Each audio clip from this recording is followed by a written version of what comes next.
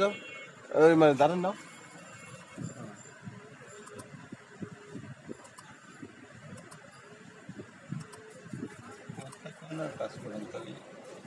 আমরা এই যে হলুদটাকে আমি হলুদের ভাগটা একটু কমিয়ে দেব, তাতে করে আমার কি হলুদ চেহারার হলুদটা আমার কমে যাবে।